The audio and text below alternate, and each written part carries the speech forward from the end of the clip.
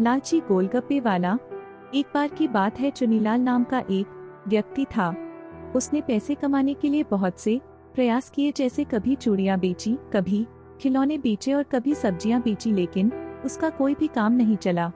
फिर उसने गोलगप्पे बेचने का सोचा और स्कूल के सामने जाकर गोलगप्पे बेचने लगा।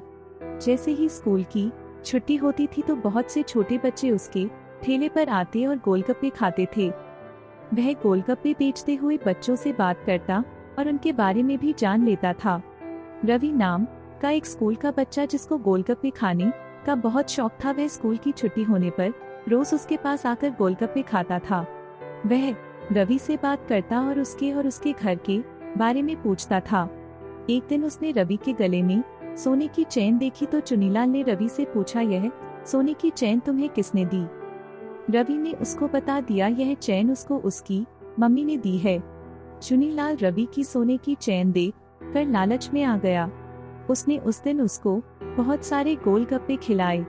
जब रवि उसको गोल गप्पे के 20 रुपए देने लगा तो चुनीलाल बोला, तुमने 100 रुपए के गोलगप्पे खाए हैं। रवि बोला, मेरे पास तो इतने ही रुपए है।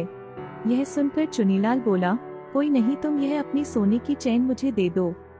रवि सोने की चैन की कीमत का पता नहीं था, उसने वह चैन उतार कर चुनीलाल को दे दी।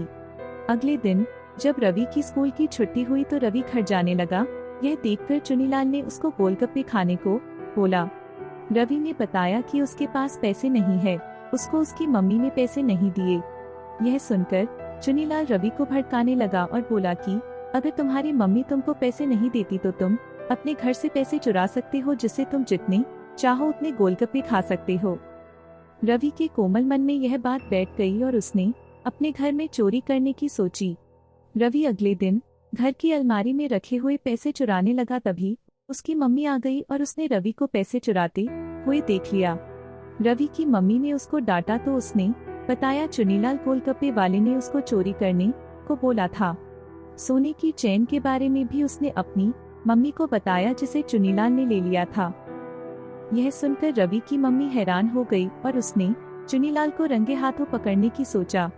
अगले दिन रवि स्कूल की छुट्टी होने पर चुनीलाल के पास पहुंचा। तब चुनीलाल ने उससे पूछा कि क्या उसने घर में चोरी की। तब रवि ने उसको बोला कि उसने चोरी की और उसको 2000 का नोट दिखाया जो चुनीलाल ने ले लिया और उसको गोलगप्पे देने लगा। तभी रवि की मम्मी वहां गई और उसने चुनीलाल को रंगे हाथों पकड़ लिया। चुनीलाल बहुत डर उसने रवि को मम्मी को बोला कि वह पैसे और सोने की चैन लौटा देगा, लेकिन रवि की मम्मी ने उसको पुलिस के पास दे दिया, जिससे वह और किसी बच्चे के साथ ऐसा न कर सके। मॉरल ऑफ द स्टोरी, कहानी से शिक्षा। इस कहानी से हमें ये शिक्षा मिलती है कि हमें लालच नहीं करना चाहिए और बुरे काम का नतीजा बुरा ही होता है।